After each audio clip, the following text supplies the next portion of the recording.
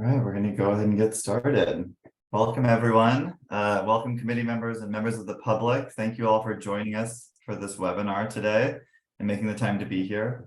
I'm Cody Ziegler, the Director of Statewide Policy here at the California Interagency Council on Homelessness, and I have the pleasure of opening our meeting today.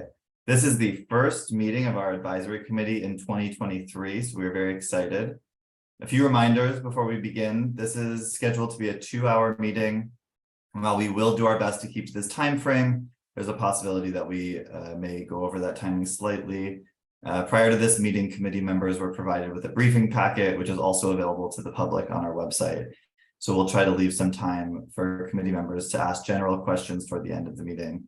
But if we run out of time, please feel free to reach out to CalICH staff with any questions afterward. So on the next slide, we'll see the agenda for today. Our goals for today's meeting are to develop a process for creating a charter that can help determine the committee structure and logistics, quickly review the action plan for preventing and ending homelessness, and to gather feedback from you all regarding its implementation on the ground.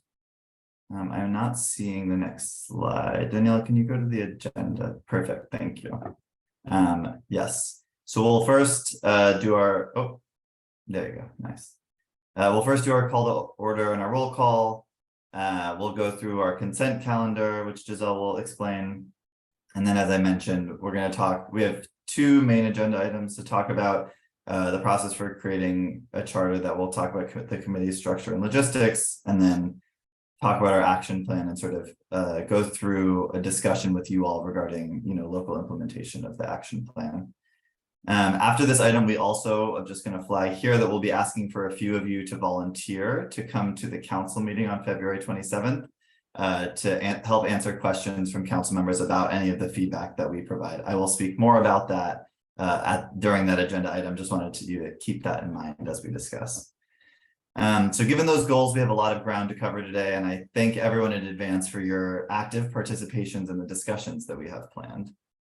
And as with all of our meetings, we will start today by calling roll. We have a limited amount of time set out for public comment at the end of the meeting. So there's going to be a general public comment at the end of the meeting. We will allow for a maximum of 2 minutes for every comment.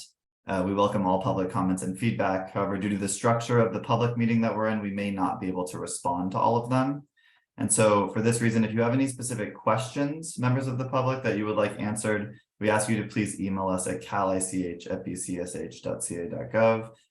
That email address will be on our last slide and we'll show it to you. And in general, the way our meetings are structured is we have public comment after any action item. So any item that our advisory committee has to vote on or is going to vote on, there's public comment called on that item before the vote. So with that said, let's get this meeting started.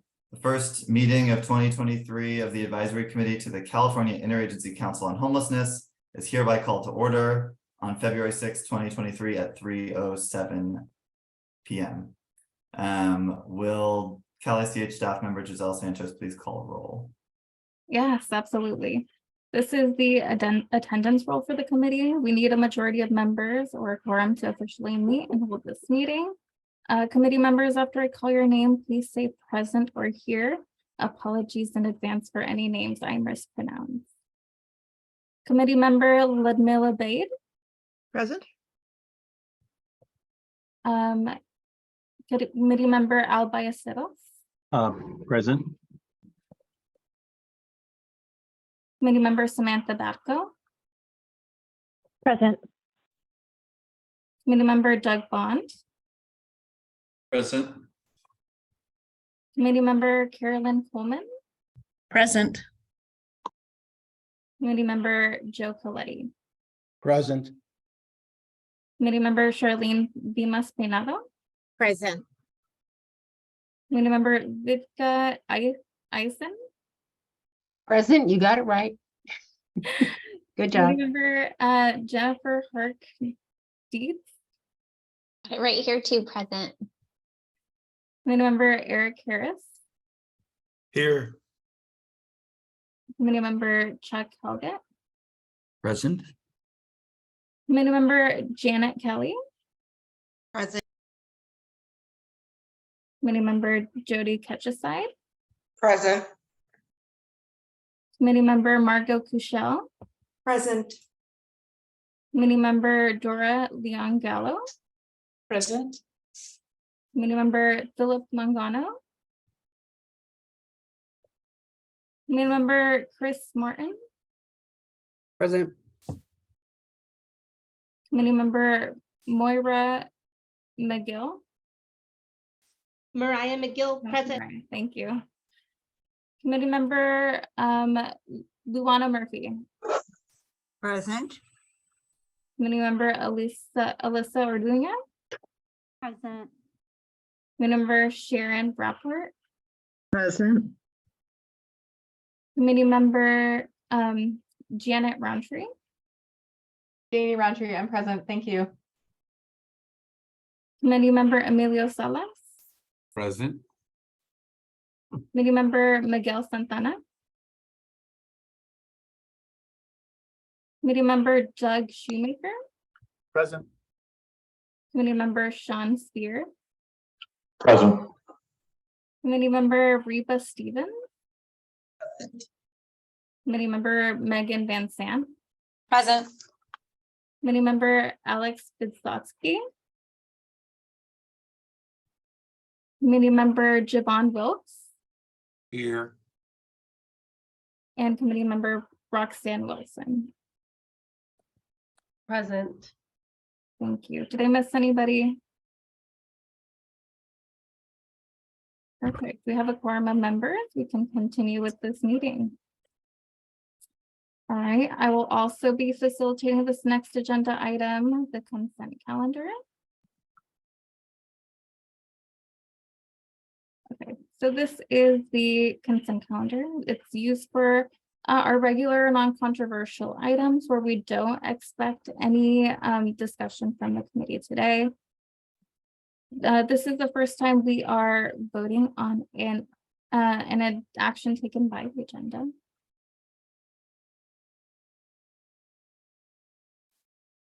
Sorry. All right. So we have one item on the consent calendar today. This is the adoption of the October 17th committee meeting summary. As we don't expect any discussion, we still, that said, committees may engage in discussion on any items on the consent calendar if any member chooses. So do you have any comments from the committee members? All right. So I don't see any comments. I'm gonna go ahead and open this to public comment. Since this is an action item, we will take any public comment before any action. Please keep comments to the items on the consent calendar only. If your comment is not related to the consent calendar, there will be time for general public comments at the end of this meeting. If you're connected through Zoom, please raise the raise hand icon on the meeting window of your computer, and we will unmute you to allow you to comment. For those joining us by phone, please press *9 to indicate that you'd like to comment. Let me go ahead and look if we have any raised hands.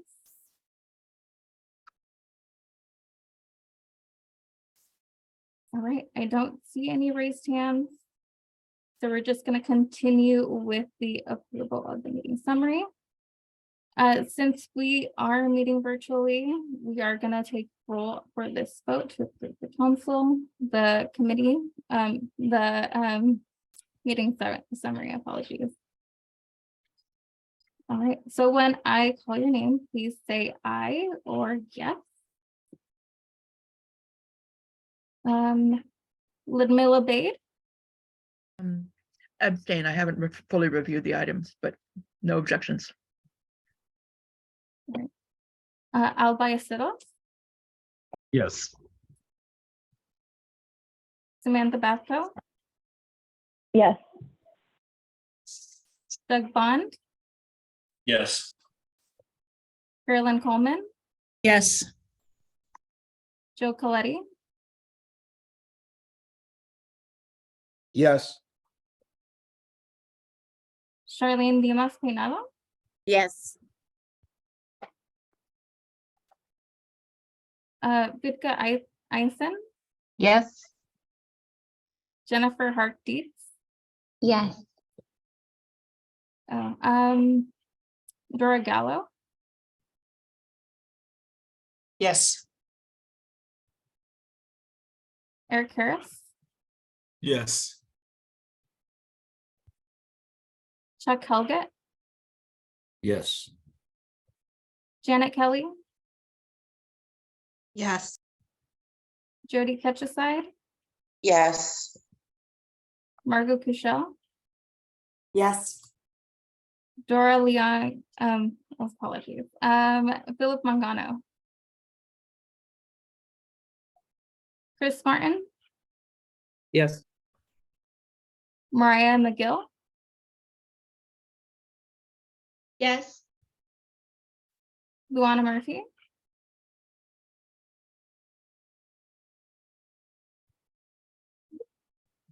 Alyssa Orduña, Yes. Sharon Rapport, Yes. Janie Roundtree, Yes. Emilio Salas, Aye. Miguel Santana, Doug Shoemaker, Yes. Sean Spear, Aye. Reba Stevens. Megan Van Sant, Aye. Alex Vidstotsky, Javon Wilkes, Yes. and Roxanne Wilson. Aye. All right, we have a majority approving, so this meeting item is approved. I'll turn it over to Cody for the next agenda item. Great, thank you. Thanks, Giselle, and thanks, everyone. We know that it's a lot to call roll in that way twice in a row, especially with 31 members of our advisory committee. And you know, the rules of Bagley Keene apply to this group, so we're trying to find ways to use our time most efficiently and be as effective as possible. So bear with us as we go through the procedural parts of the agenda. Thanks, Giselle, for that. So moving on to the next agenda item, the committee structure and logistics. So on the next, yeah, perfect. As you know, our advisory committee was just created last year, and we're working on figuring out the best way to voice the perspectives and priorities of this committee. Part of that process will be to create a committee charter that will help define specific details about the structure and the logistics of this group. To begin, I want to quickly remind everyone of the committee's statutory role. On this slide, you see the statute that created the committee. You have now likely seen this multiple times, so I will just call out that the statute requires that the Interagency Council shall regularly seek guidance from and meet with an advisory committee. And it stipulates that the co-chairs appoint a diverse committee with representation of people from a variety of backgrounds and expertise on issues related to homelessness. It also lays out a few required seats to be filled. And I'm happy to say once again that our advisory committee reflects that very diversity of backgrounds and has multiple people to fulfill each statutory seat. On the next slide, I want to highlight some just high-level details about the advisory committee's role in the work with the Interagency Council. Some of you have heard this already, but at the highest level, the committee should make sure it is aligned with the roles of the Interagency Council. We've provided this before, but as a summary, the council is focused on strengthening interagency activities and coordination in order to expand the impact of all state programs, resources, and strategies. The council does not necessarily have oversight authority over member agencies or departments' programs or funding. And so the role really of this committee is to think about that interagency, that cross-cutting work that's happening and find, ways that we can influence that work. So in thinking about the function of the committee, it'll be important for us to ensure our charter covers a few key areas. And I'm just going to go through these briefly and then ask you all if there's anything here or anything that you don't see here that you would want to see as part of sort of a charter document for this committee. So just think about that as I go through this list.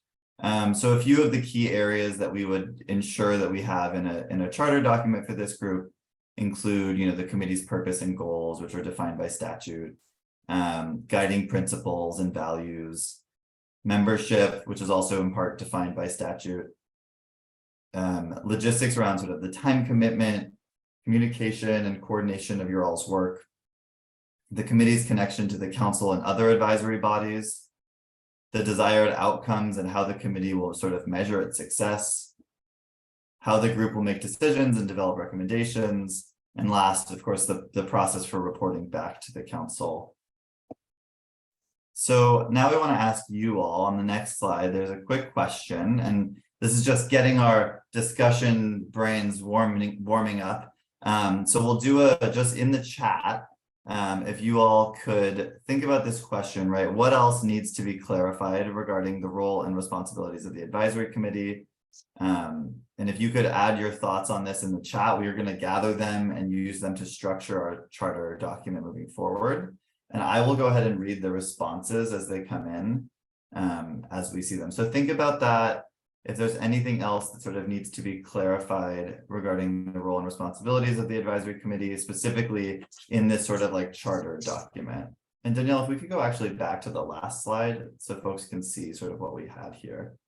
So we'll give like, you know, 3 to 5 minutes ish to think through, you know, what else you might be interested in seeing.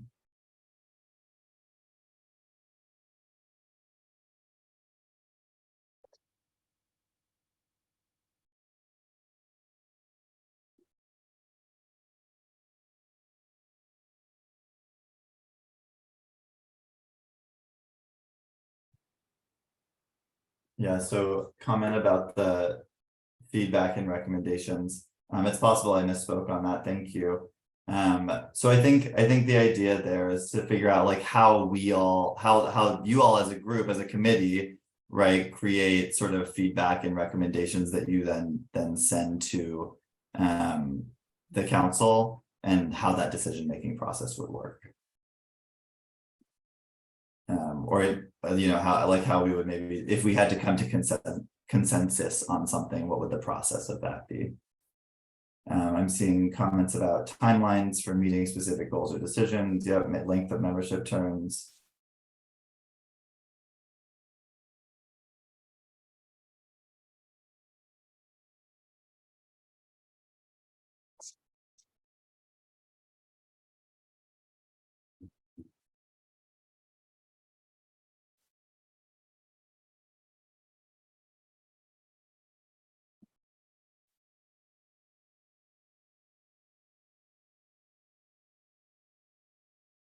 Give it another minute or two for folks to respond if there's anything that they don't see in this list.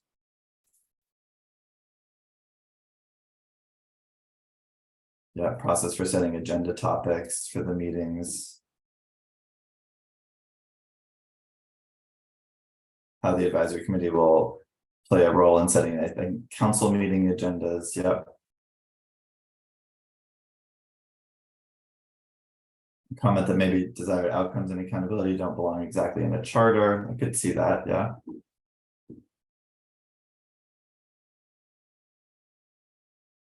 Stipends for all committee members who are not otherwise paid for their time here, and possibly for work between meetings. Yep. Annual policy agenda.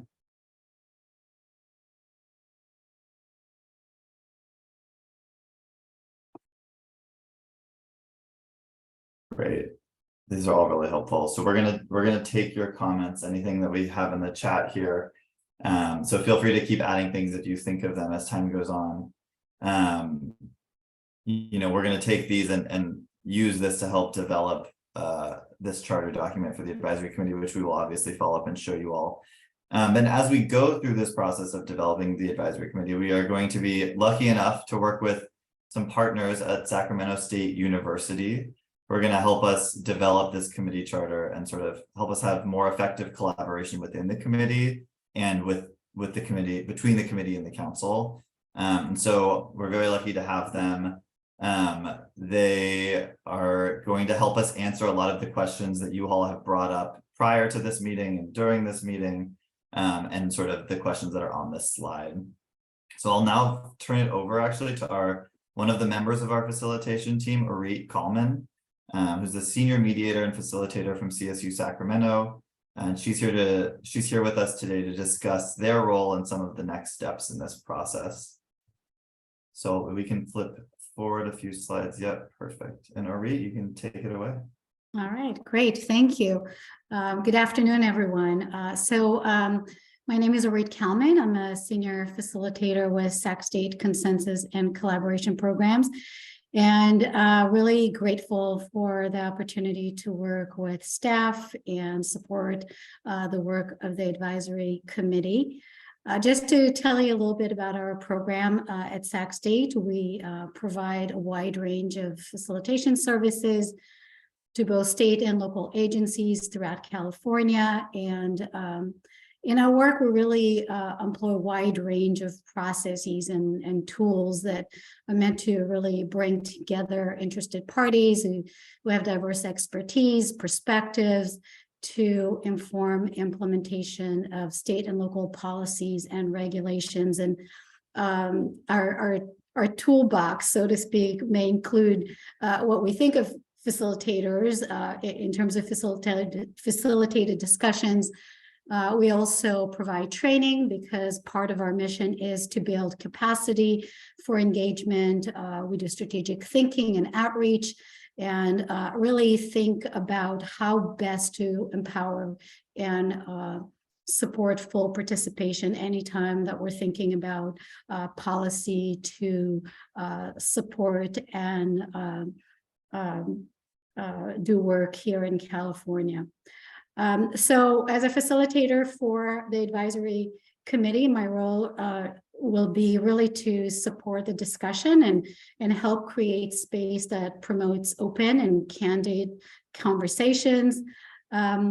Really hoping that these discussions, as they're meant to support the council, also provide opportunities for all of us to learn from each other and expand our understanding, regardless what the topics, what is the topic that we are discussing. And I saw in the chat the kind of the question around, can we set an agenda? Can we bring the topics that we think are important? So these are all going to be things that we're going to want to think through and consider. I had an opportunity to watch the recording of the first meeting, and what really struck me was the expression that many of you expressed camaraderie and connection to others and excitement about working together. So as we're thinking about what does it mean to work together in the context of this advisory committee, I think it's really important to acknowledge and recognize that you're all already connected and doing this work in other spaces. And so it's going to be particularly important to think about what is the added value of coming together in this particular space as a committee, and how can the committee be effective with the time that they have together to really create the desired impact that brought you to this space to begin with. And so Cody just talked about creating the charter, which would kind of create that the narrative of the committee of who you are and what you're looking to accomplish and the spirit by which you want to do that. And we want to hear from you beyond the limited remote scope of the chat. And so what we're hoping to do between now and the next meeting is to engage you through an assessment process where we would convene either small groups, or if people feel that they want to have individual interviews, we can do that as well. But we want to give you space where we can address some of the specifics of those key topics that Cody just went through. We want to know what you feel is important to be successful in your participation in this advisory committee. And so you can expect us reaching out to you and trying to connect with you with very targeted questions that then would your responses would then directly will show up in the charter, and then of course we're going to want you to approve and acknowledge that the charter does represent your understanding of your participation. So some of it could be, the values and the principle that you bring to this work, and some of it could be more logistical. I saw somebody's asking how long is the appointment. So we're going to want to work through all these different pieces. And in the next slide, you'll see we're just kind of asking a way to just kind of get started with this conversation and think about in terms of the process of how we engage together. We are going to embark on conversation and discussion on very complex topics. I think the statute requires you to meet and inform twice a year, but we already know that we're set up to meet quarterly for 2 hours. And so we want to get a sense from you. Do you think that is an appropriate level of commitment and engagement for the committee? You can share in the chat if you think in your vision of how you seek to engage through this committee and inform the work of the council. Thinking about the role to provide guidance to the council. Do you think the 2-hour quarterly meetings are sufficient? Do you think to have an in-depth discussion, we should consider expanding the time a little bit to allow more dialogue and more discussion? Do you think it would be important to have information sharing and opportunity to engage between meetings to just kind of carry the conversation and be efficient in engaging you?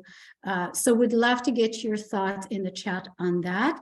And we have a little bit of time, so I'm actually hoping that some of you would be willing to begin sharing some of your thoughts in person. And I see a comment from Megan about 3-hour meetings on Zoom are really long, and acknowledging that now that we've been on Zoom for a long time, we're learning that there's just so much attention that we can provide. And so maybe there are ways to really engage and think about how do we break things up. I appreciate Jody's remark that today's meeting is a test. We actually, just to give you a heads up, we are going to try an online collaboration tool. We're going to use Jamboard later for the next one. We just exactly that, Jody. We want to just start trying out different things and get your thoughts about what works and doesn't work, so we can explore effective way for remote collaboration. And then I see Ludmila saying, yes, 3 hours, we need more time to fully engage in conversations. Roxanne's your point that 2-hour quarterly meetings, that's 8-hour a year may not be enough, given the gravity of the topics that we are going to be discussing. So this is really good feedback to hear from you. And would love if anybody just want to share their kind of thought and aspiration for participating in the advisory committee. If you want to unmute and just share your thoughts, would love to hear from you.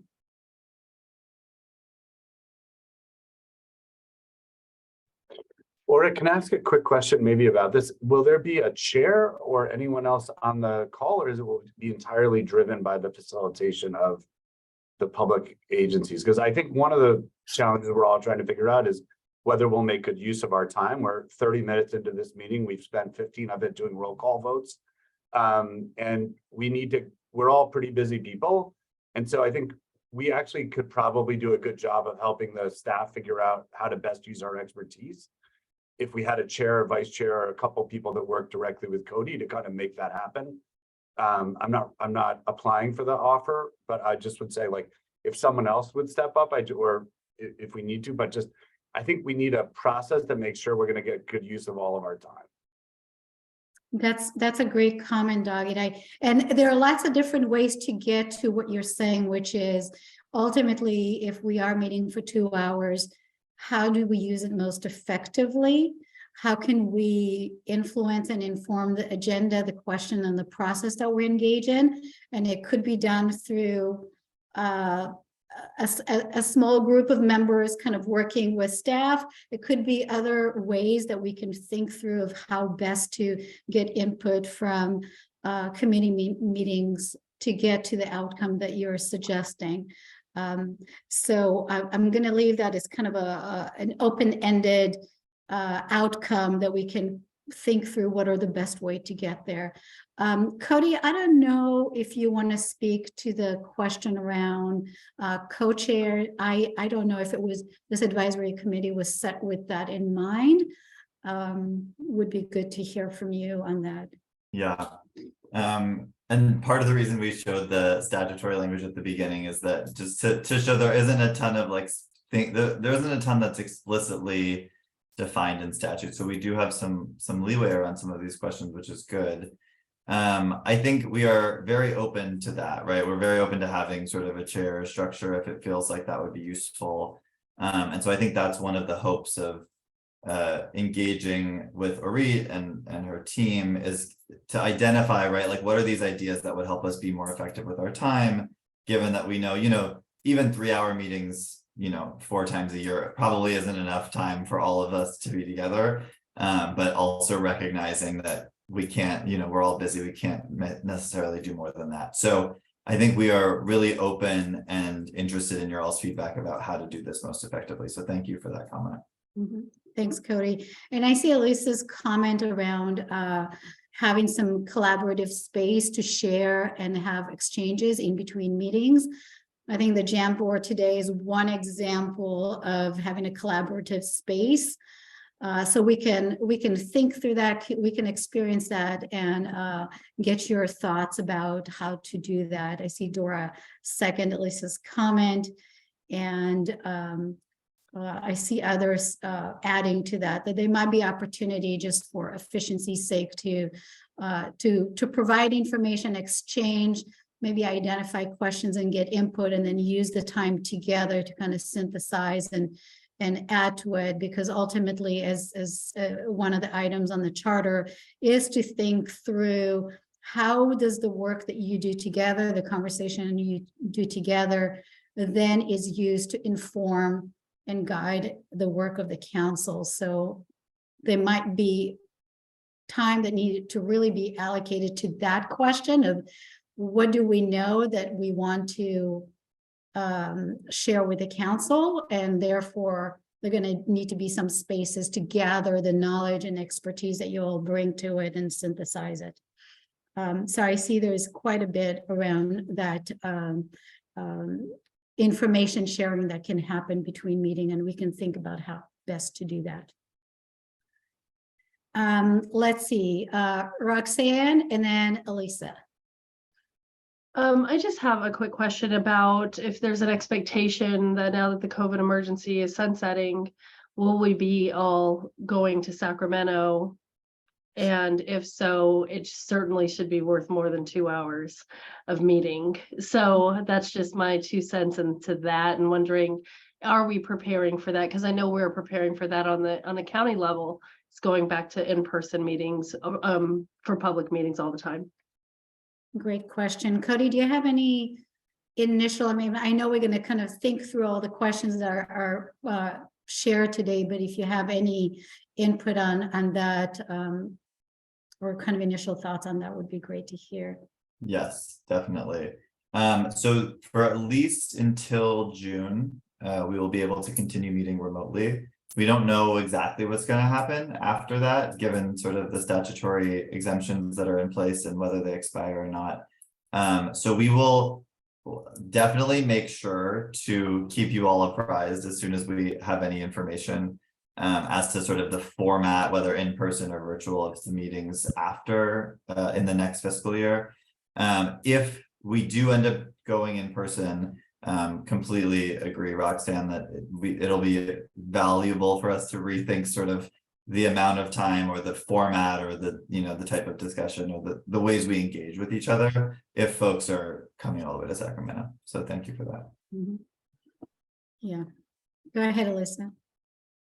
Hi, thank you. I just want to clarify, like there's the 2 in between meetings. So one, I guess as we structure more clarity around our opportunity to participate in the various work groups, and if there are other as topics emerge out of our group, wanting kind of that expertise to come together in our own kind of subcommittees, and some kind of I don't know if it's a website or like Google Doc or SharePoint or something where we can access information in between and maybe share work that we're doing, because I imagine as the conversation becomes rich, someone may have a policy briefing or someone may have their most updated, I don't know, research or community case study that they would want to share. And so it's 2, it's both kind of the working part, but also the informational sharing too. Mhm. Great, thank you, Alyssa, for that. And I saw there was also a comment in there, which I think is really important to remember anytime where you have a committee, an advisory committee such as yourself, where there is public participation, thinking about how do we bring other public and interested parties' perspective to inform the work that you're doing. So I think as we get into those assessment conversations, it'd be really important to hear from all of you, your thoughts on that, how to incorporate that. I'm hearing a lot that there's going to be, that this is going to be a benefit to thinking about kind of outside of a meeting format or forum or way for the committee to engage, and maybe there will be some opportunity to think about how do you bring those other perspective, the public perspective, into it. So again, these things that you're bringing up in the chat, both the questions and comments, really want you all to know that we're going to, in the assessment, we're going to come back to those. We'll share those questions ahead of time with you, and we will really look to you for input and suggestions. And I'll bring my toolbox with me, so we can work together to really think through how do we address all these really important points. Philip, go ahead. I appreciate everything that you've talked about. What I'm wondering is, I assume that you and your team have done this kind of activity before, helping to shape a group such as ours. I'm wondering if you can share with us any best practices that you've learned from that, what might help us to launch a little bit more quickly. I find that the tediousness of going through the creation of another group, that's often demoralizing. I think what we're all interested in is in getting to the substance of the issue. So I'm wondering if there's some best practices, some next practices that you've learned in the work that you've done previously that could be of assistance to us as we move forward in this effort. Yeah, thank you. Thanks, Philip. So a couple of things to say about that. You will see on the agenda today, we have this charter process, but then we have an agenda item that is very much linked to the council agenda to make sure that you have time to weigh in and provide input and kind of already start weighing in and providing that guidance. At the same time, in my experience, whenever you're setting a long-term group that's going to be working together, we all, is it 32, 31, or 32 of you are coming with you know, with a lot of commitment to this issue that we're addressing here as an advisory committee. You have different perspective. And it's very important to take a bit of a time, a bit of a step back to really set a very strong foundation moving forward in terms of expectations, in terms of how you work together, how you can be efficient and effective. And I feel that setting that foundation, even though it seems like we're kind of like in a standstill where we're just, you know, there is urgency to do really important work and provide guidance, it seems like it's stalling, but actually I feel that that would set the group as we do that to move forward in a much more effective and supportive way into the future. So I think the foundation is really important. We are in a remote format right now. So yes, it's very hard to stay engaged and connect. And there are lots of tools that allow us to be effective. I think in terms of collaboration and information sharing outside of meeting, we now, with COVID and Zoom, we've developed really great tools to allow us to collaborate. As an example, one tool that I use with a network that I work with is a Miro board. I don't know if some of you are familiar. It's a fancy collaboration board, but it allows you to post documents and links and also engage in very interactive conversation and brainstorm and collect knowledge in a very focused way. So that's an example of kind of a in-between meeting collaboration. I know some of you talked about Google Docs. There are lots of different ways that we can do that. It's going to be really important to do it in a way that is accessible and useful to everybody. So we, in some spaces where I've done that and we recognize that this is for the long haul, we've taken time to train and make sure everybody's comfortable so they can fully engage. That becomes important. And during the meeting, there are ways to engage by not always just having chat or large group conversation, but also getting into one-on-one, using conversation that allow us to focus. We have some limitations because we are badly keyed. We can't quite get into breakouts the way we would in regular meetings.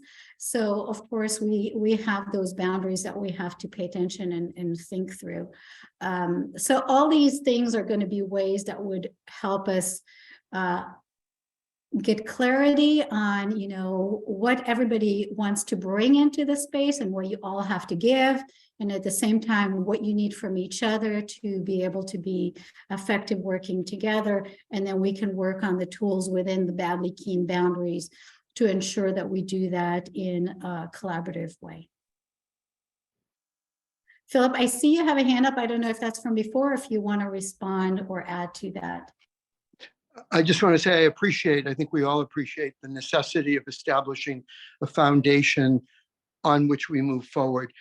I would say just homelessness has often suffered from the prioritizing of process over performance.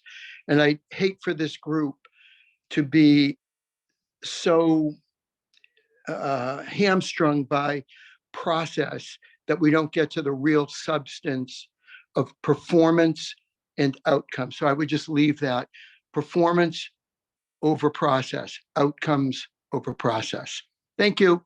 Yes, really appreciate that, Philip. And this is why I think on the charter, one of the things is about really thinking about what does it mean to be a successful advisory committee. And so I think that maybe that would be your answer to that question. So I want to thank you for that. I see the comment about having a break. And as I've told staff, we have a 2-hour meeting, but my best practice is for every hour, we have a 5-minute break. So we can practice that today to just make sure that we are all taking care of ourselves while we're participating. Any other comments or suggestions or things to think about, or if you have questions for me as a facilitator in terms of how do we move forward in an effective way?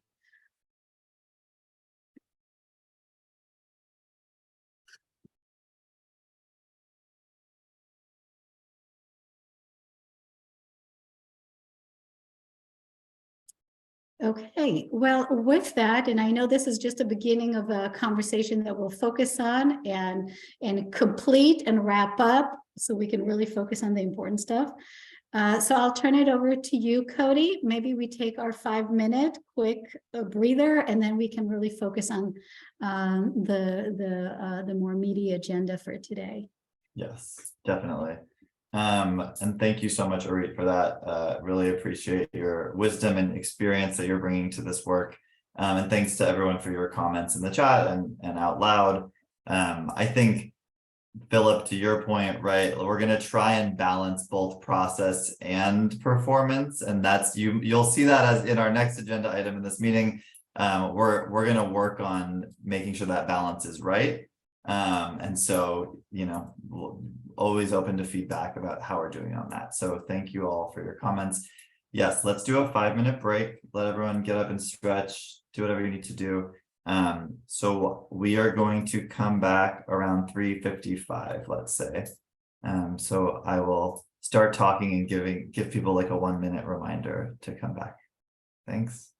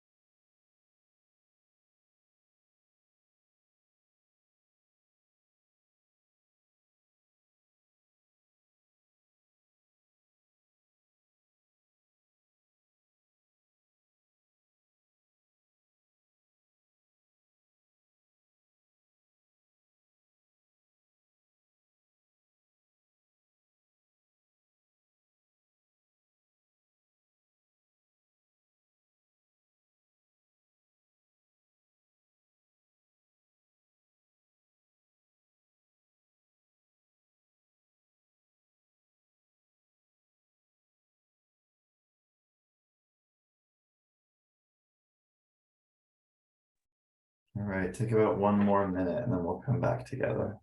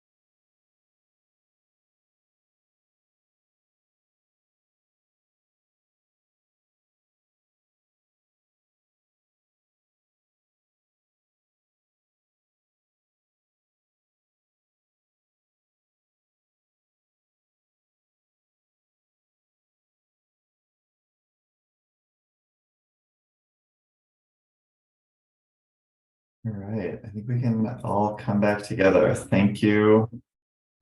I have to turn my camera back on. You can't see me.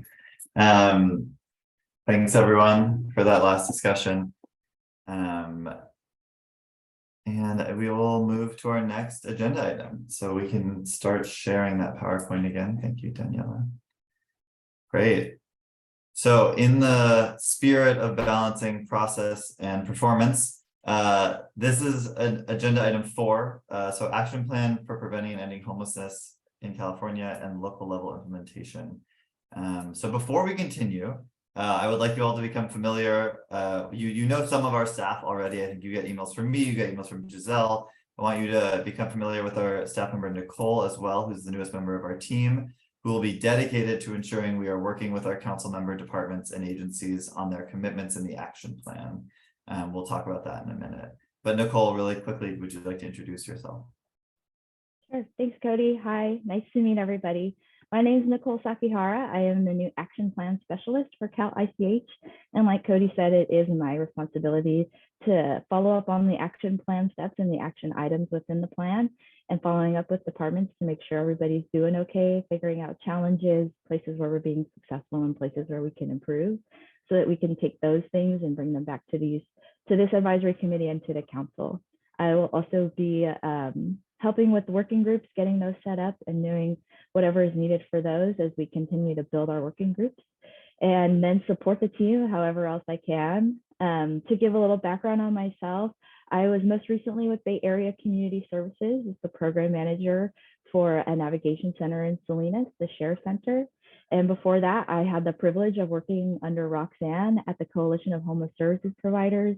We were hit with a pandemic and she rocked it. So I learned a lot and was very grateful for that time. So I'm very excited to be here and continue policy work. But nice to meet you all. If you ever have any questions, please don't hesitate to reach out. Thanks, Nicole. Great, so grateful to have you on board. So for this agenda item, our goal is to introduce you all to the action plan, as well as to gather your feedback on its implementation. So as Arit mentioned, this agenda item is really linked to one of the items that the council will discuss during their next meeting on February 27th. And we hope to design, your meetings at least in part like this going forward, so that we can make sure that you all are getting to deliver feedback to the council regularly and on things that they are going to be, discussing and talking about. So that's one of our goals here for sure. To begin, we're going to go over some background information on the action plan, which was provided to you in advance of the meeting and is available on our website. Then, as Arit mentioned, we will utilize the Jamboard platform to get your all's feedback on the implementation of the plan in each of the 5 action areas that I'll go over. I will explain more when we're ready to use that, but just bear with us as we try out a new technology that is new to us at least, and as a more effective way of sort of engaging and in discussion. So to start, I just want to provide some quick context on the creation of the action plan and our 5 action areas. So On the next slide, you'll see that the action plan for preventing and ending homelessness is it's really an important document for you all to become familiar with, because it is the most comprehensive summary of the work that our interagency council member departments and agencies are doing to prevent and end homelessness. So the action plan was originally adopted in March 2021, and it's guided by the vision of making homelessness in California a rare, brief, and one-time experience. To achieve this, the plan calls for greater leadership from the state, purposeful action-oriented coordination and alignment, and stronger collaborative partnerships with both state departments and communities at the local level. The plan spans fiscal years 2021, 21-22, and this year, 22-23. The Interagency Council adopted an updated version of this plan in September of this year to reflect more relevant activities for this fiscal year. So as I've mentioned, the action plan organizes its activities into 5 broad action areas. These areas cover activities related to strengthening systems, to addressing the needs of people experiencing unsheltered homelessness, to expanding access to safe and effective sheltering and interim housing, to expanding access to permanent housing, and to preventing homelessness. And the updated plan includes more than 150 activities that across our interagency council member departments and agencies. And each of these activities is something, right, that like one of these departments or agencies has committed to. Each activity has its own performance measures and timeframes, and CalICH staff report on progress towards these performance goals every year. The first report was released in November 2021, and we're currently working on another one, and that is where you all come in. As we are gathering feedback from the staff from each of these departments and agencies that have activities in the action plan, we wanted to use this time to engage you all on how you see the action plan being implemented from your perspectives, right, at a more local level in some cases, or at a statewide level in other cases. And in a moment, we will go over each action area. I'll go through each one in more detail to give you a sense of, what objectives are featured in each area. And, these are all just collections of the activities that the state departments and agencies have committed to in this plan. So after we go through these, we'll ask for your all's feedback on the areas of the action plan or specific activities where you have seen successful implementation that we can learn from, expand upon, or refine. So don't need to memorize that question. We will come back to it. But just as we go through, right, as I'm about to talk for like a little bit, so bear with me. But as I'm going through each action area, just think through this question, right? Like, what are examples of successful implementation of activities that we can learn from, expand upon, or refine? And since we're somewhat short on time with this 2-hour meeting, like we talked about before, I'm going to go through all the action areas now and then let you provide comments on any that you have specific feedback on afterward. I just want to acknowledge, if we had more time, we try to space this out a little bit, maybe do comments after each action area, but given the amount of time that we have, this is we think the best way to do it. So thank you for your patience as I run through all 5 of these action areas. And as a reminder, the summary of all of these are in the materials we provided you in advance of the meeting. So please feel free to, refer back to those documents as you're giving feedback. So let's jump into it. I have a quick clarifying question. Please, yeah. And the question that you ask, how these objectives or action areas are being implemented in local communities, do you mean how is the state implementing them, or do we see the state implementing them in local communities? Or are you asking, is there something similar going on in local communities that you want us to comment? Great question. Thank you. I think the question is, how do you see the state implementing these activities, or how do you see these activities or like these areas of work, right, actually being actualized in communities across the state? Does that make sense? Yes, thank you for clarifying. Yeah. No, thank you for that question. Okay, let's get into action area 1.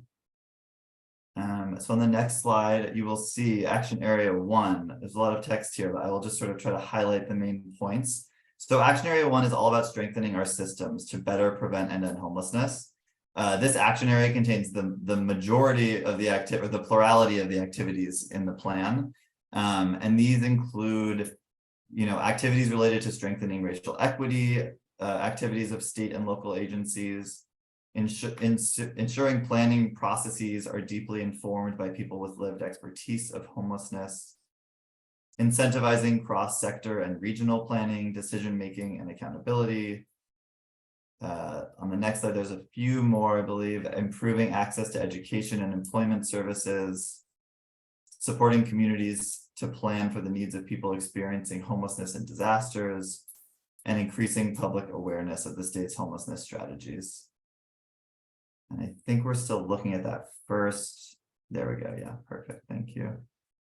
So yeah, again, improving access to education and employment services, supporting communities to plan for the needs of people experiencing homelessness and disasters, and increasing the public awareness of state's homelessness strategies. So these are just summaries, right, of all the activities in this area, but they're meant to give you a sense of the type of work that state agencies and departments are doing, and they hope to accomplish in each action area. So we're going to move to action area 2.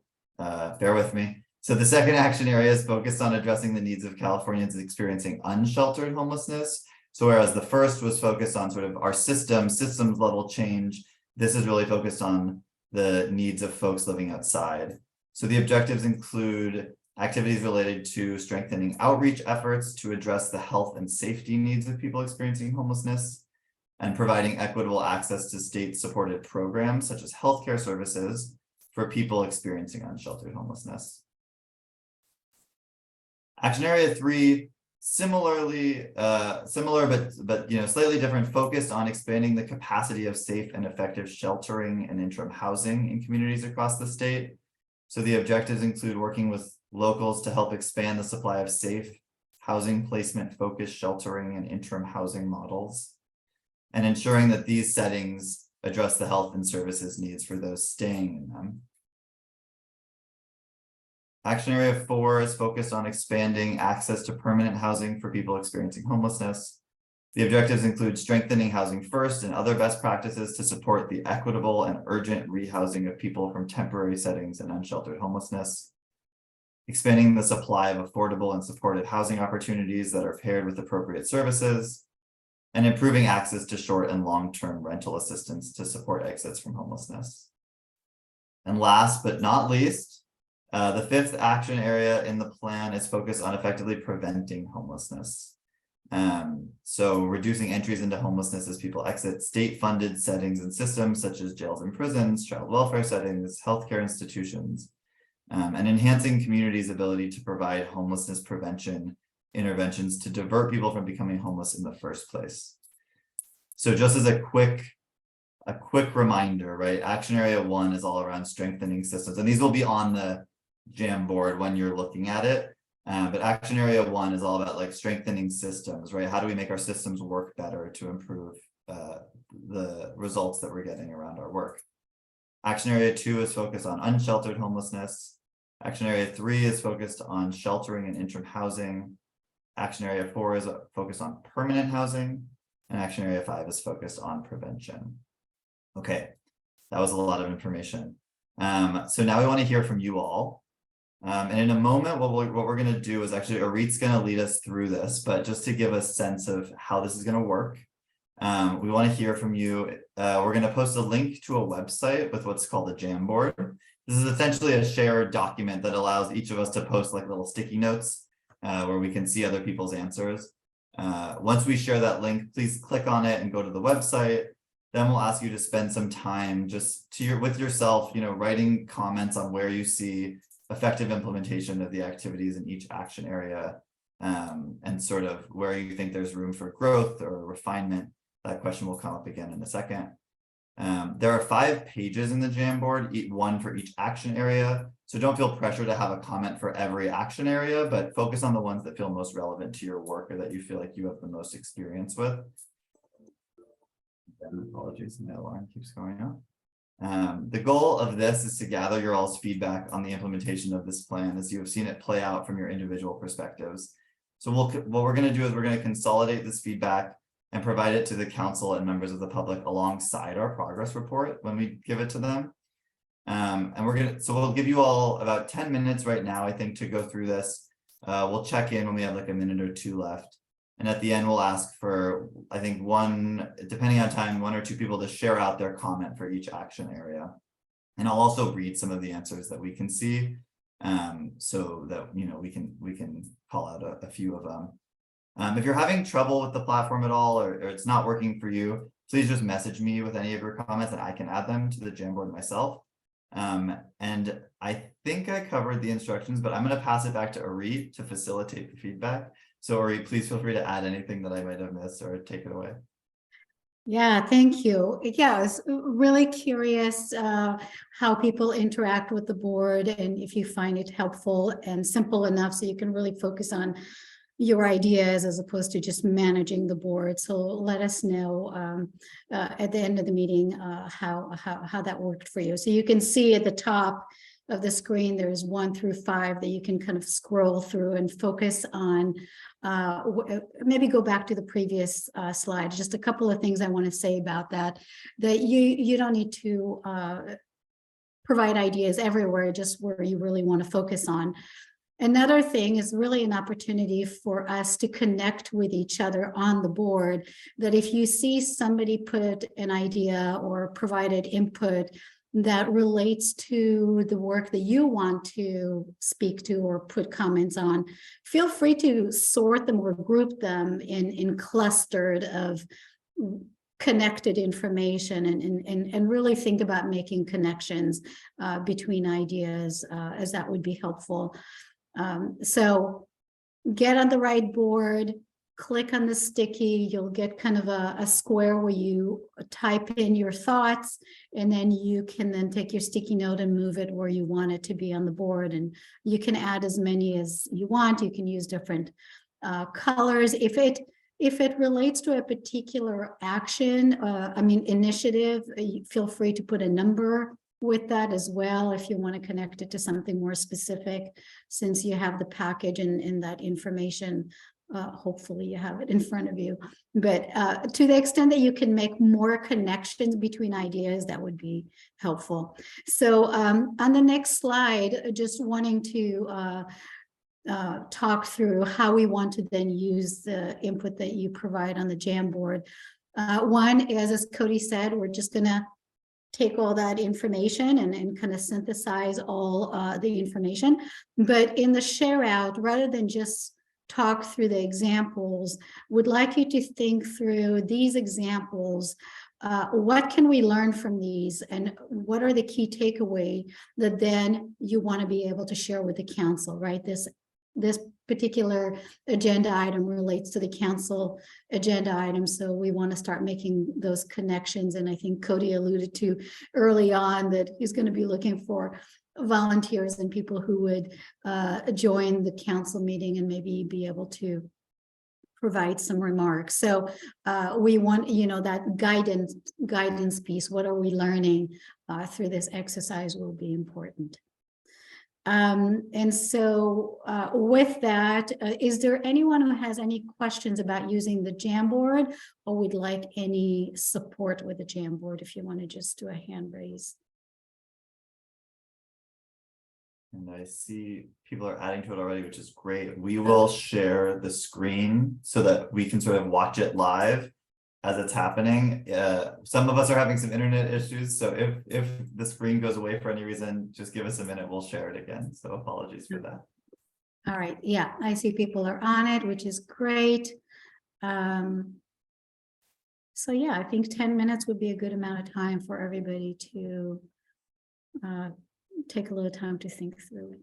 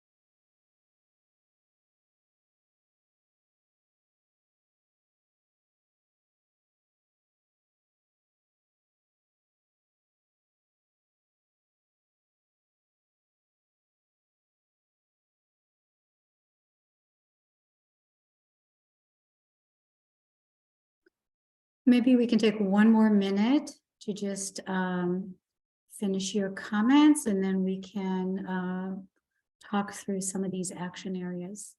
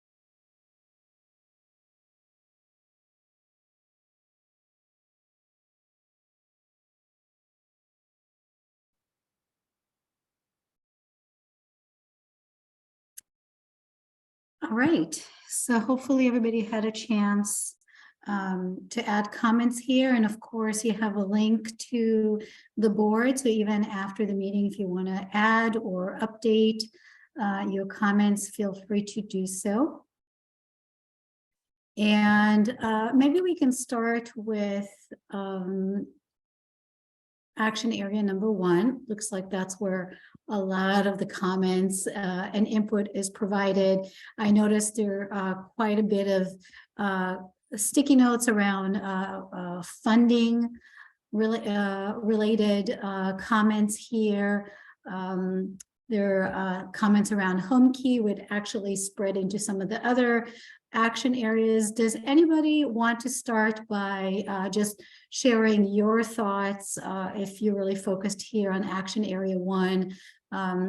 What examples you provided and how you think, what are some of the lessons learned that can really inform our thinking about expanding this action area as we think to guide the council?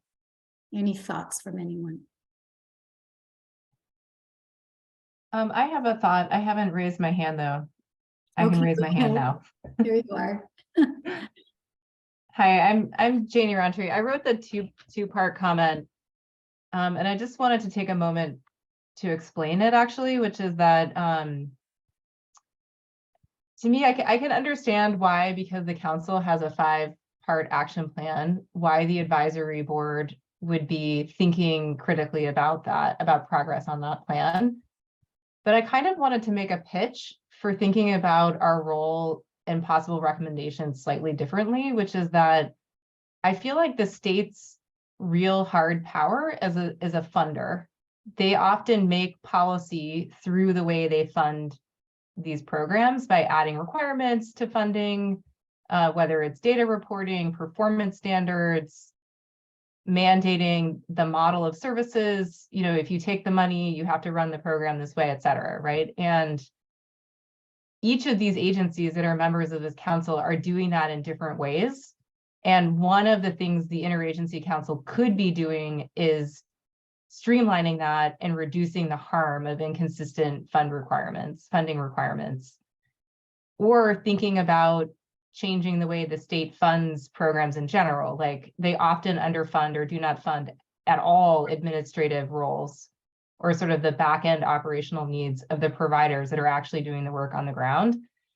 And I feel like this council, one of the things that's amazing about it is you have all these people assembled who actually experience the consequences of that because they are providing direct services, or in some cases, some of us are researching the repercussions of that harm, right? So it's not a comment specifically to action item 1, but more just sort of to start a conversation.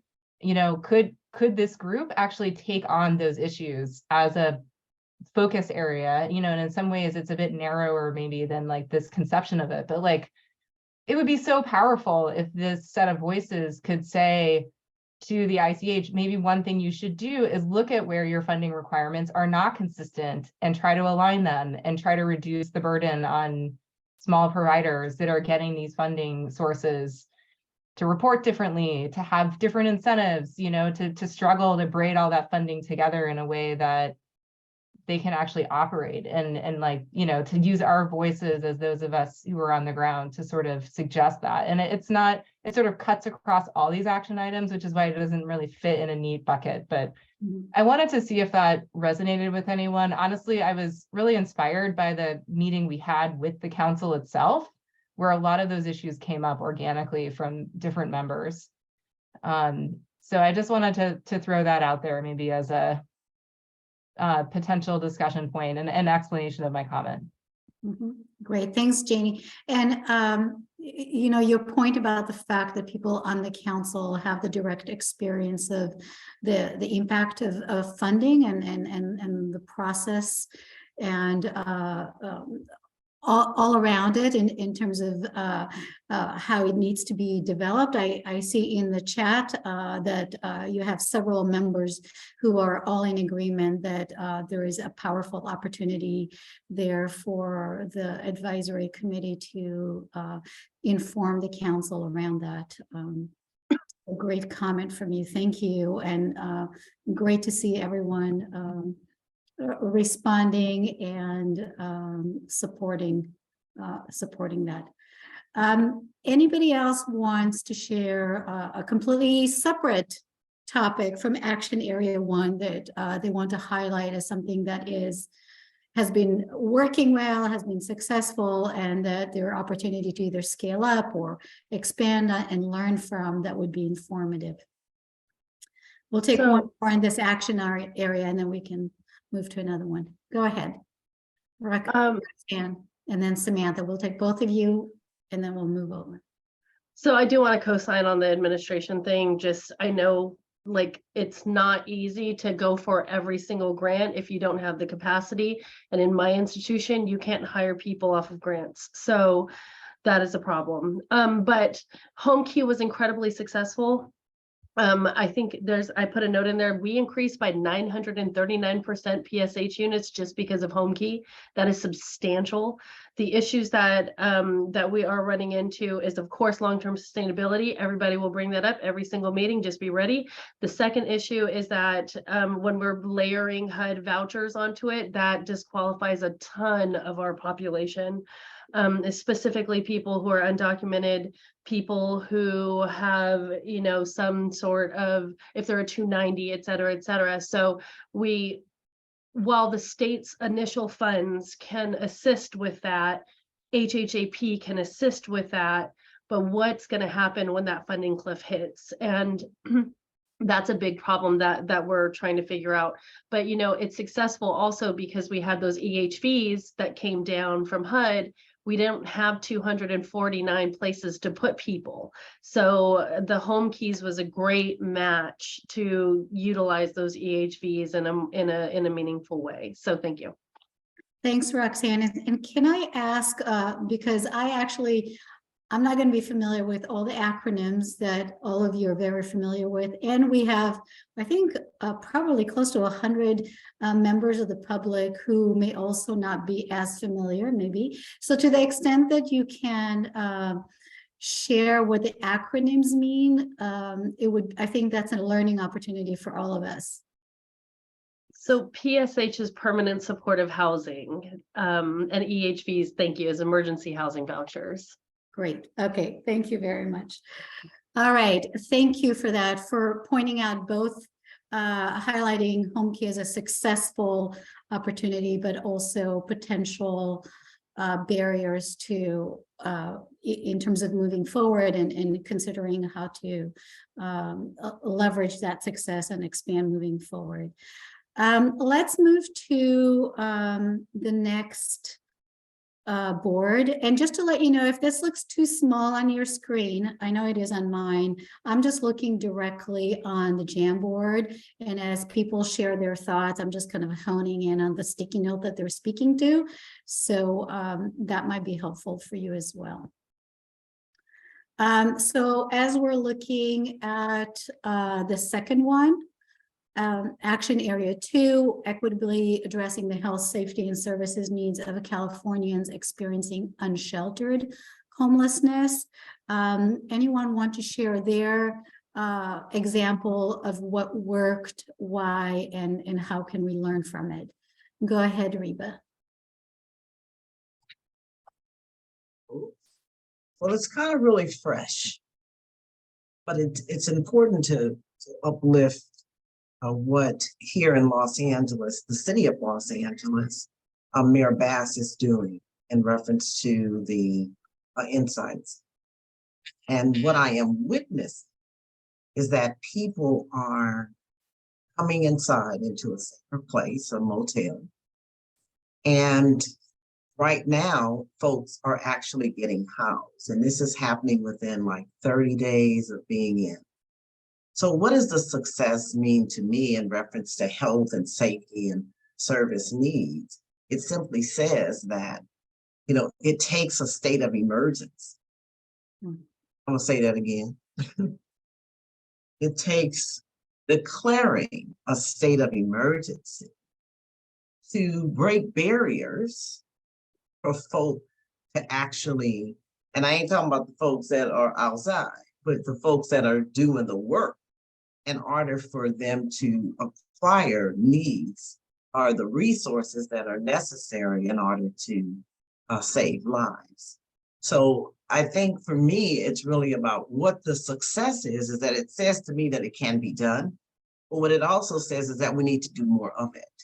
And the state of California could strongly consider declaring a state of emergency in order to support our local cities and so that folks can go inside. What I also want to say is that being actively involved and present in these spaces, it has shown me how folks are hopeful, those who are on the other end of receiving these services, the hope that it brings because they know that this is where we are and that they are actually going to win in the area of getting their needs truly met and actually acquiring housing. I just think that it's something that we should keep a very watchful eye out on so that we can continue to do. Thanks, Reba. Joe, go ahead. Yes, thank you. Actually, 3 of those sticky notes are from me, and I'm wanting to seize the opportunity here of actually providing some successful implementation activities that are tied to legislation that was just passed or is about to be passed. So for example, when you have AB 271, there's one sticky note there on AB 271, which is creating homeless death review committees, if that passes the current legislative session, and to enhance the availability of data regarding mortality. That's being done by several counties and continuums of care and being done very well. And I think that it provides us an opportunity to say to the council that, hey, you know, as legislation comes up, you know, we have ways in which we can know that things are being successful. Another example is SB 914, the HELP Act, which passed last year, and that deals with having the ICH set, you know, measurable progress towards goals of preventing and ending homelessness among unaccompanied women. And that also is being done very well. I know of at least a handful of counties and continuums of care that are doing that as well. And then my third note just involves having noting trauma-informed design along with trauma-informed care. In the action plan, trauma-informed care is noted several places, but not design. And if you know anything about SAMHSA, who's paved the way for this, actually paves the way where sees the trauma-informed approach as both design and care and design. They're really two sides of the same coin. And quite often in legislation, trauma-informed care is being woven in.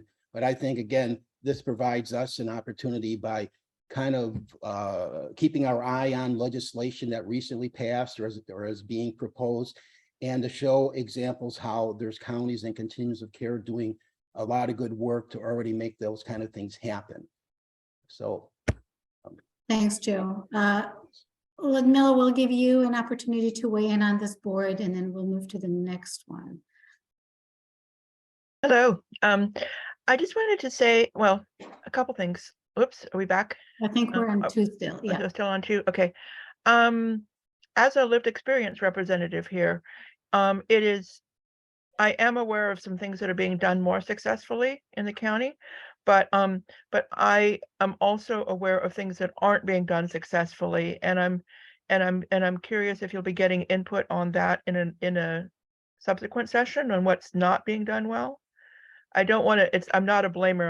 I'm not just looking for opportunities to blame or find fault, but I am saying that it's on this one in particular, it was, I do feel that there are some real gaps in understanding that are leading to people not being, leading to people's health, safety, and service needs not being adequately addressed. I do want to say that the kind of the housing first model itself can be a little bit problematic, because sometimes it's looking at how can people be gotten directly into housing, and sometimes people need services and things along the way that would be helping with their health, safety, and services that may not be a direct path to housing, but are an essential part of being whole, having a home in the community, of finding connection, or finding the next thing one needs to pull oneself out of the situation that is not optimum.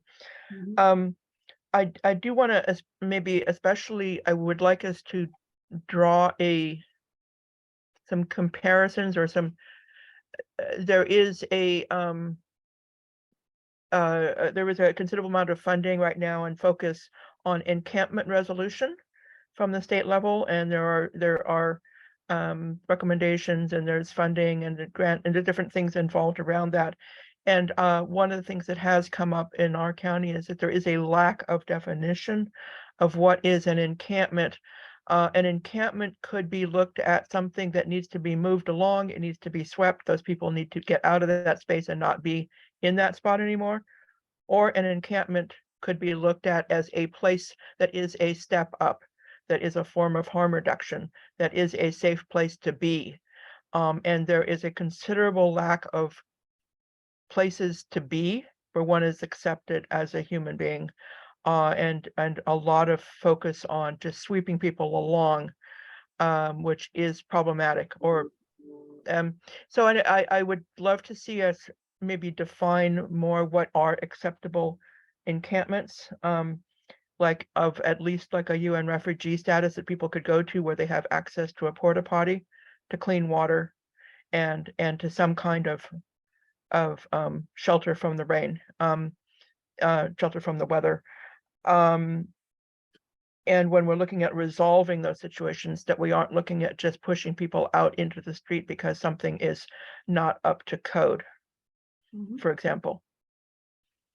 Yeah, and this is a huge issue that really impacts a lot of health, safety, and service needs, because people are shuffled around a lot, and we can do better.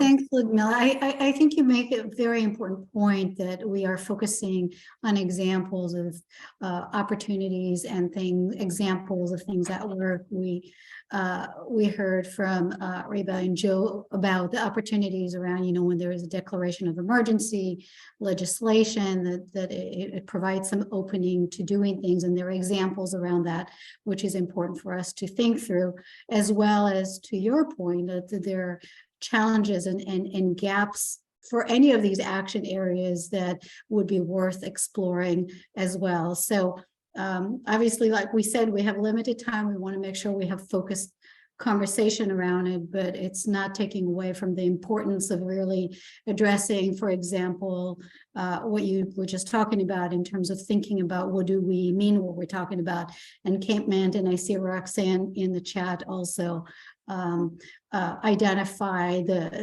how we talk and understand about these different principles varied across different perspective, which makes it a very important thing to come back to. So thank you, everybody, for your comments on this. And in the interest of time, go to the next action area, number 3. We have 3, 4. We still have 3 more.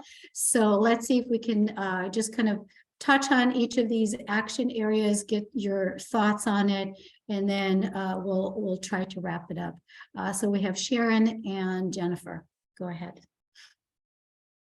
I do think there's been tremendous state funding to create more opportunities for non-congregate shelter settings.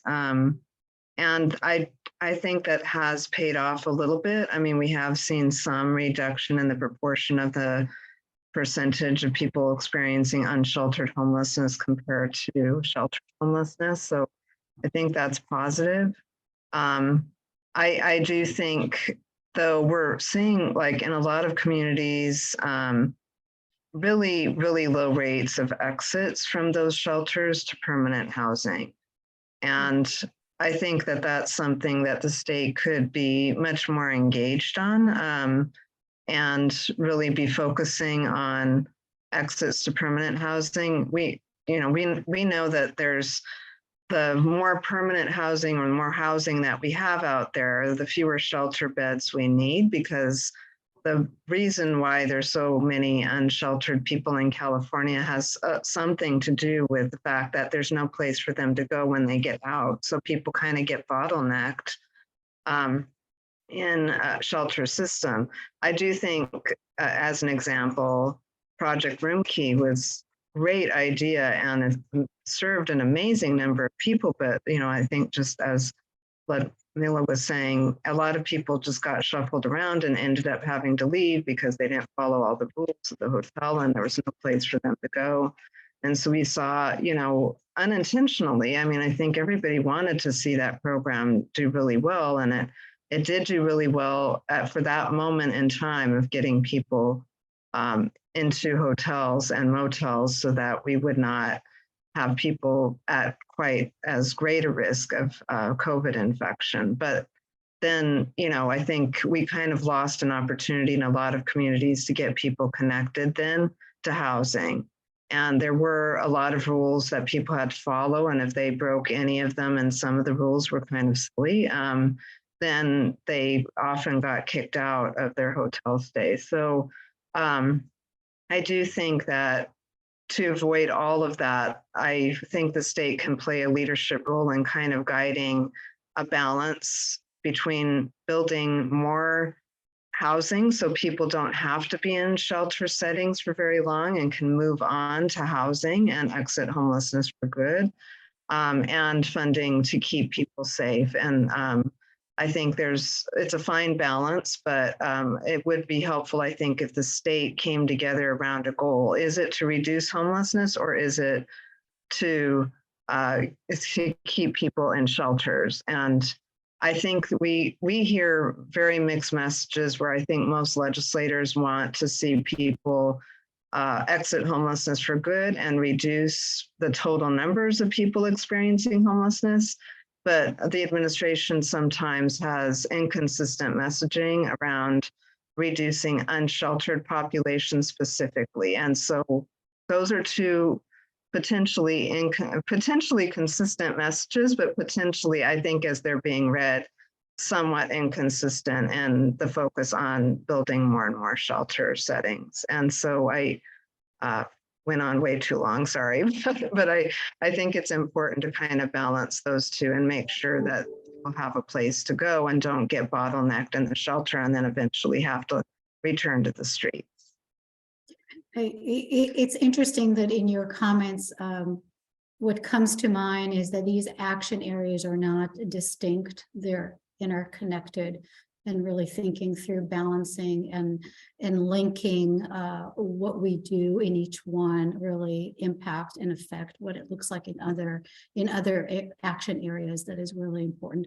I don't want to repeat what you said, but just kind of a just a higher level theme of really thinking about these as connecting points that you described. Yes, I think that's true. I just think that at the same time, there's always politics in every policy, but I think sometimes the politics of giving and I don't want to pick on anybody specifically, but when we give like a city money to just shelter people, the city is going to use it specifically for that. And because it's politically more viable to say, let's get people out of sight than it is to say, well, let's, try and fund more permanent housing. At the moment, it seems more politically viable to do that. So it's a hard balance to strike. And I'm not sure that the state has been very clear yet on where the balance should be struck, and that we really do need permanent housing for people to not be, on the street anymore and to not be bottlenecking people in our shelter system. Thank you. Thanks, Sharon. So Jennifer, before I come to you, I just want to call out that we are at a time where we were going to pivot to a different just towards closing, but it seems like this is really important to hear from you. So I'm checking with you, Cody, but I'm thinking we're probably going to be about 10 minutes past the hour to be able to really hear from members of the committee. So just wanted to call that out as we're kind of moving forward. Jennifer, did you want to share your thoughts before we move to the next action area? Yeah, so I think as a provider, it's in line with what Sharon was sharing. I don't think our interim housing system, and we operate interim pretty much across the state, was set up for the term that folks are staying there. So that it's not resourced in a way where people can really thrive. So one of my comments is around mental health services. Most shelter environments, whether that's using motels or whether that's using an actual interim housing facility, those are augmented by the county. They come in kind of as needed, but that's not really working.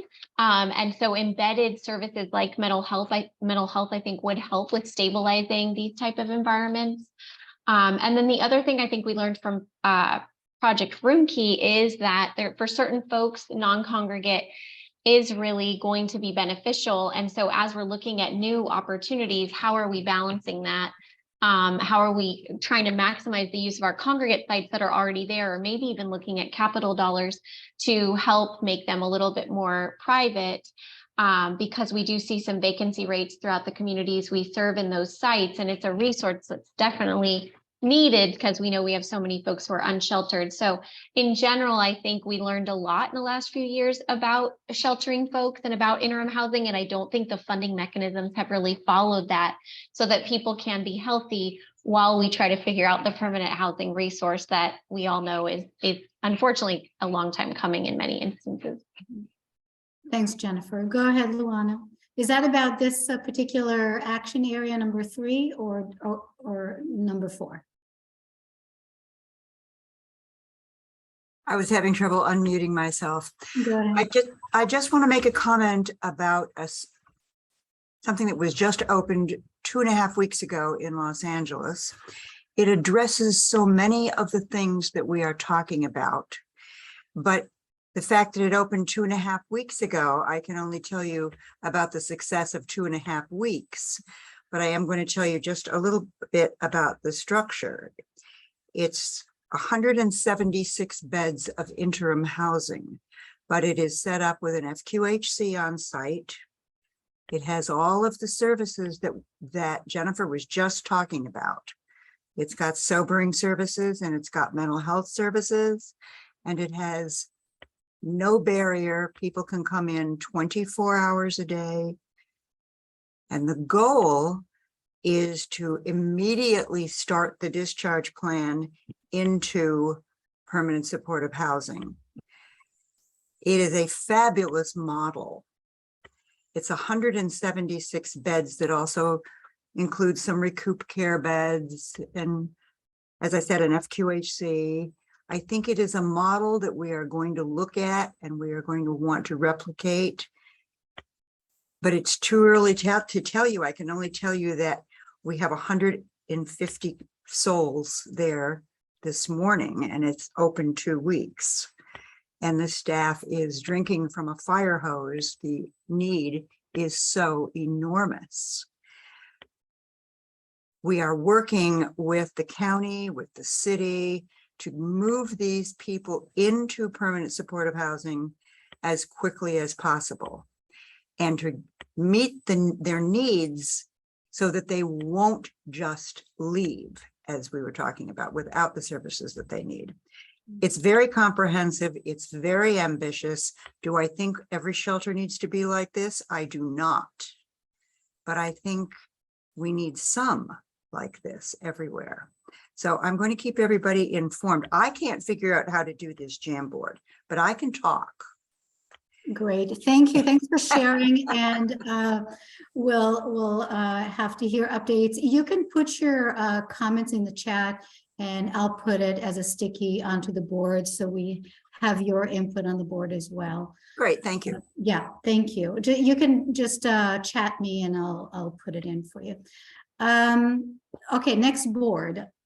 Board number 4 is expanding and ensuring equitable access to permanent housing in our communities. We talked a little bit about transition into it. Does anyone want to just share, maybe somebody we haven't heard from yet, just a comment that you added here that you want to highlight for us to think through? Go ahead, Samantha.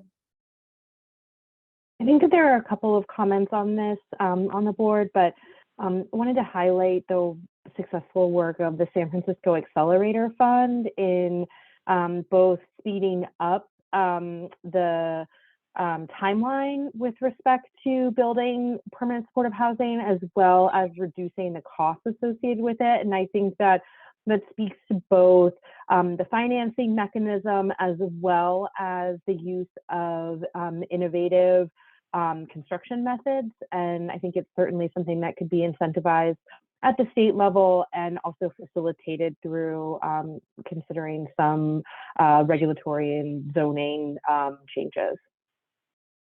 Thanks, Samantha. Anybody else want to add to this action area before we go to the next one?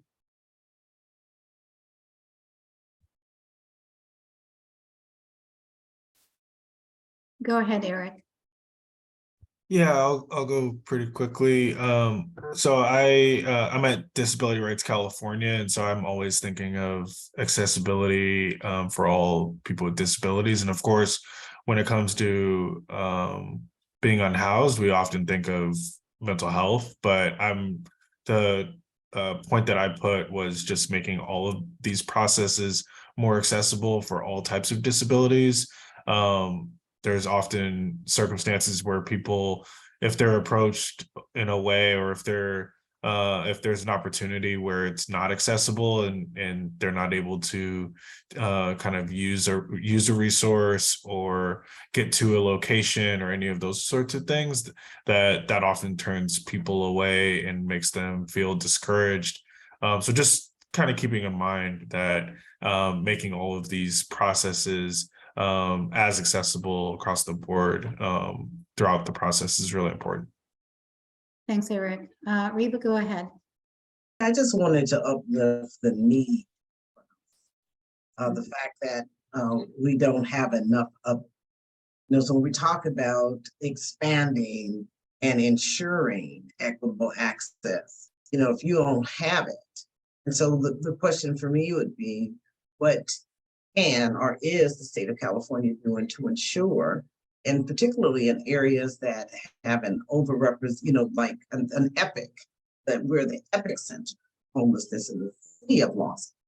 And so where is the focus from the state or its council around building or supporting local cities?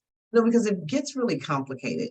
I am so unaware of how all of this, in reference to our local government and then the state, who has the power or the rights to say what. And so if there is opportunity, or if there is something that the state can do, it is to support in whatever way in which it needs to create more housing in our communities, and particularly in the county of Los Angeles, city of. Thank you, Reba. Thank you. And appreciate the previous comment, really focusing on the equitable process component in kind of that statement, really honing in on that, and also thinking about where we're starting, that we're expanding from. So really understanding that. Next board to just complete this discussion. Anyone who maybe we haven't heard from yet who want to kind of weigh in on this last board of around the issue of prevention. Go ahead, Megan. Thank you. I was happy to see this as action area 5 on the strategic plan or the action plan, because I feel like prevention in California has been underlooked because we have such a crisis with current people that are unsheltered and living on our streets. But if we really don't focus on prevention, we're never going to dig ourselves out of the hole. And so I wanted to just put out there, and I'm not quite sure how to phrase this. It's like the end of the day and I'm a little tired, but I just engaged in a training on housing problem solving from a trainer who was not from California. And he was from a different part of the country that doesn't have the same politics as California. And what I was struck by was the really kind of just the focus it was just like an expected focus that individuals are going to find their own solutions to their precariousness, that individuals are going to have to come up with the solutions for their own homelessness or their own housing instability. And it was really focused on that.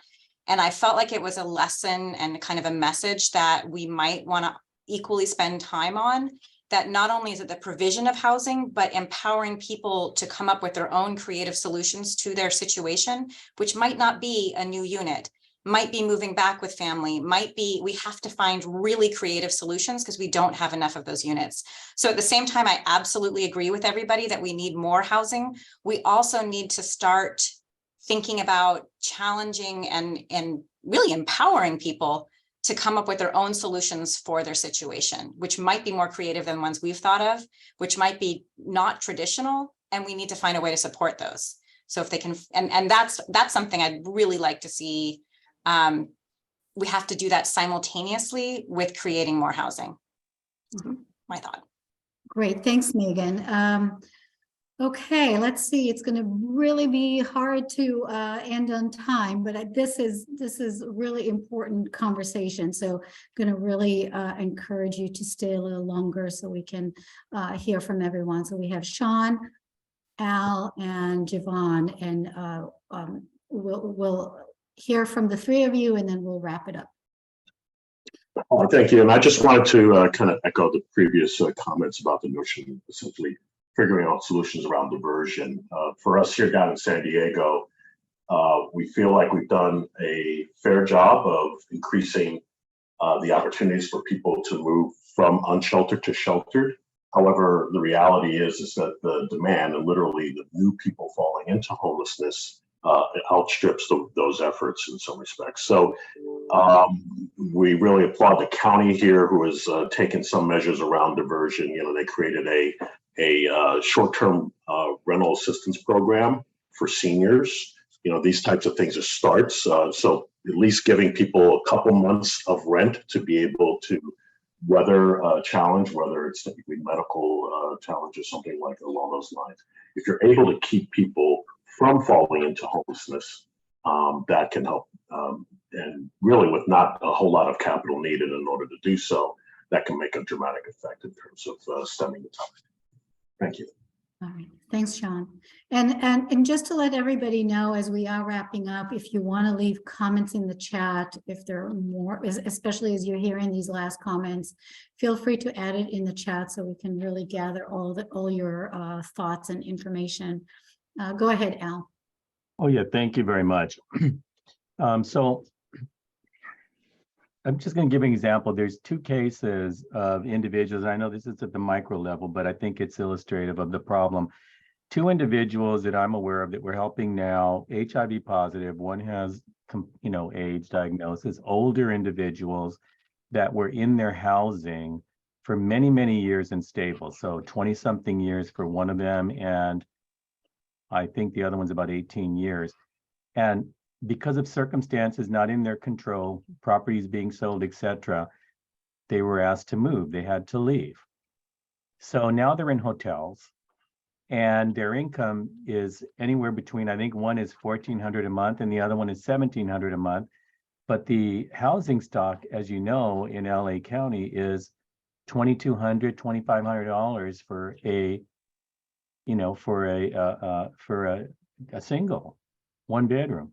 So now these individuals are in a situation where they're having to get on lists, and the lists take a long time to get individuals into some kind of process. But these are very, very vulnerable people that are very ill, and they're seniors.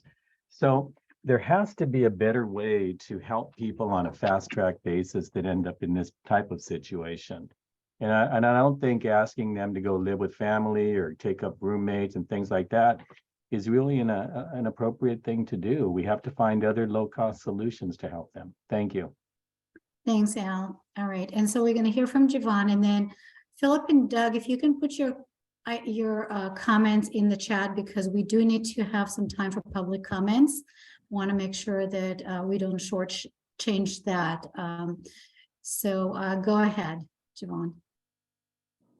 I'll keep it real short. I know that there was the numbers show a decrease when it comes to the youth that are experiencing homelessness. And as I say and strongly believe, ending youth homelessness is the greatest solution to addressing this huge crisis of adult chronic homelessness that our state, our counties, our cities, and the COCs that support certain jurisdictions are finding. And so in that, I wanted to go back to what Megan and my colleague Sean were talking about, and how some folks which are youth, are able to, one, have an empowerment that they can move beyond certain housing circumstances, whether that be permanent, whatever it may be. And then also when it comes to that reunification opportunity, when it comes to youth, when it comes to adults, and having and using the funding mechanisms that are available for, say, in-home care, for, say, mental health and peer-to-peer specialists that are currently going to be accessible with new provider classes that are able to, one, look like the individuals that are going to be served. So just looking at this opportunity, again, ending youth homelessness is our greatest solution to the overall issue. And as we continue to move through this time, that youth set aside and increasing it is just one way in which the solutions can continue to move us forward, have the data to show that we can make progress and pour what is necessary into our overall process. Thanks, Javon. All right, so I'm gonna stop our conversation. I'm really sorry for that. Want to make sure that we have time to hear from members of the public, and we are going to collect all the information in the different ways that we've kind of solicited your input and synthesize that.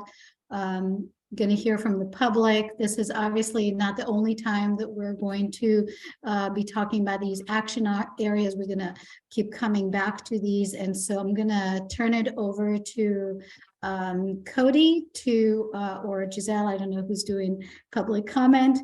And really thank everyone for contributing to the discussion.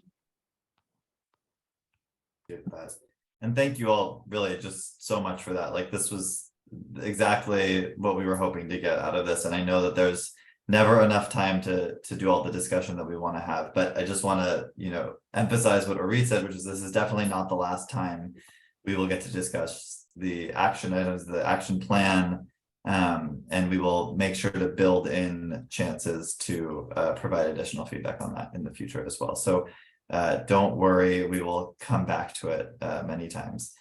So we are out of time for this agenda item, and we will move to public comment. Before that, I just want to say that before the next council meeting, we plan to consolidate all of your feedback that you provided in the various ways on the Jamboard and the chat.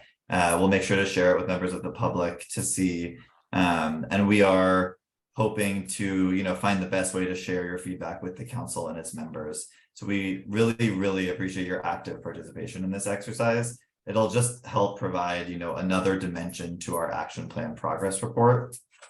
And at the beginning, I mentioned looking for volunteers to sort of come and answer questions as the council discusses this progress. I will do that offline for the sake of time. But if you are potentially interested in that, you can send me a message. We will also send a follow-up email and you can respond to that. So no need to do that right now. So thank you all very much. And I will now, we'll now move on to public comment to hear from members of the public joining us today. And I will hand it off to Giselle to facilitate that.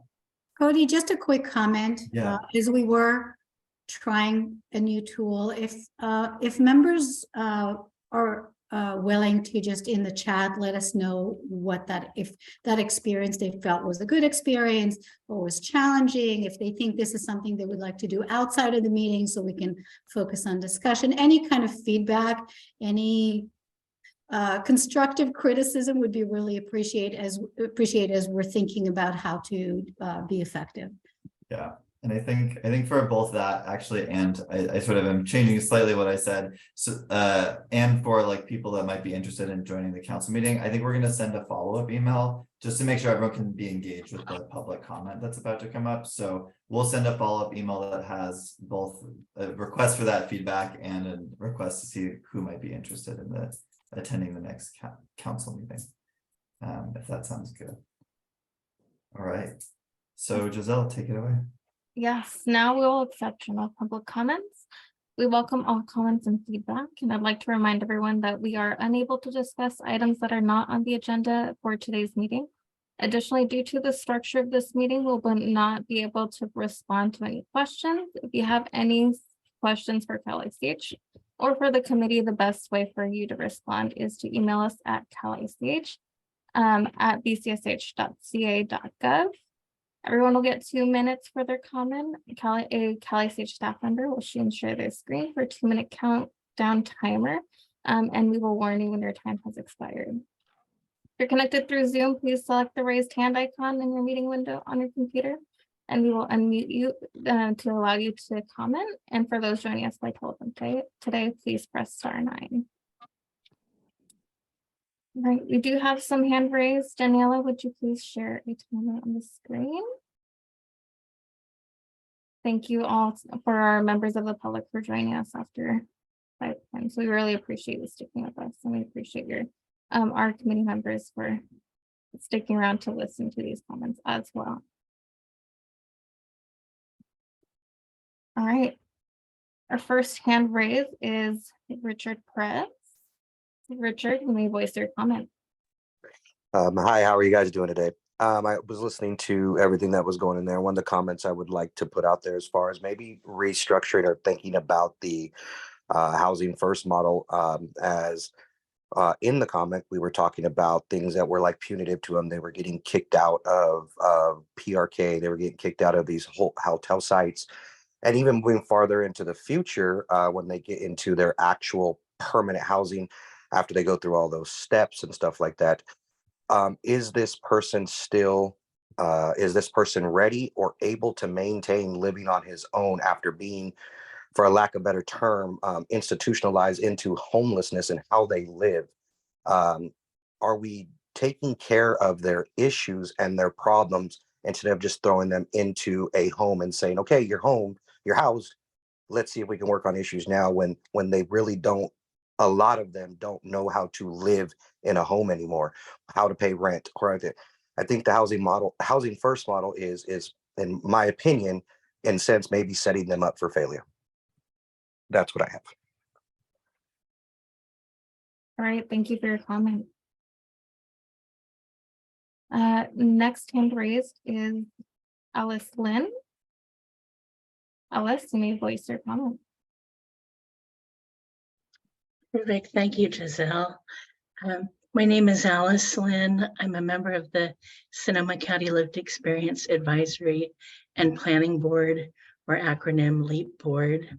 First, thank you to Ludmilla Bate of Sonoma County for her fantastic comments, and to all of you for your work to house all in California and for your great ideas. Here are several suggestions regarding funding for planned encampments, please. First, the United Nations, as Ludmilla referred to, has created refugee camp requirements for refugees of war, famine, and natural disasters. These include fencing and security, tent requirements, access to food, clean water, cooking ability, toileting, etc.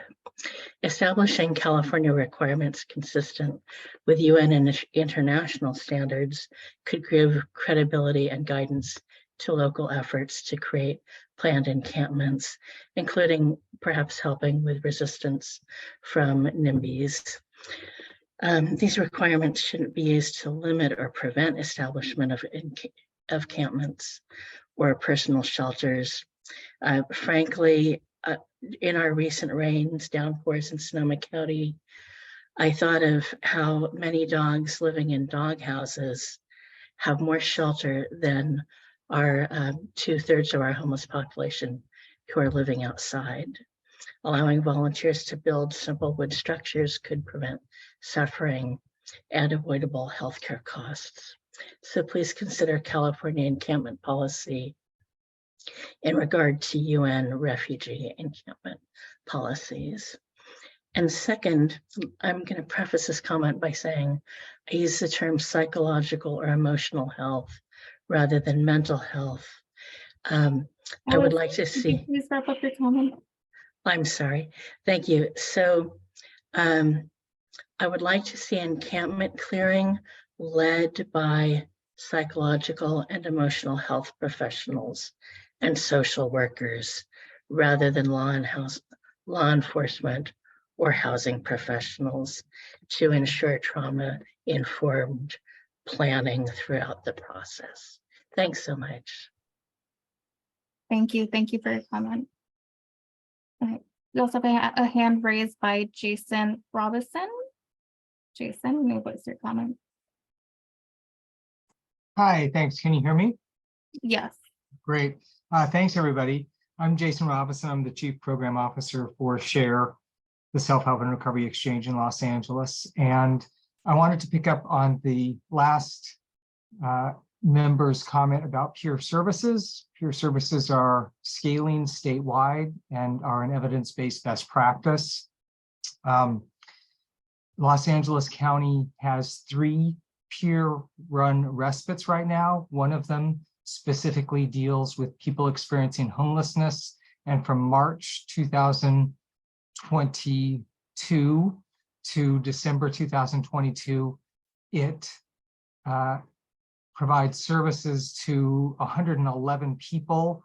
And within 2 weeks, 80 of them were connected to permanent supportive housing.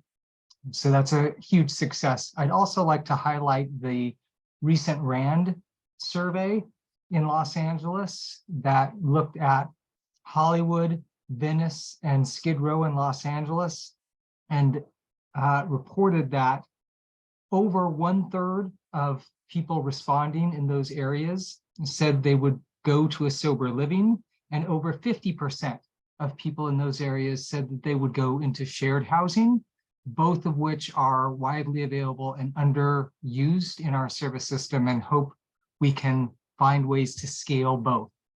And lastly, I hope that members of the public that attend will get the copies of the Jamboard responses. So thank you very much, everybody.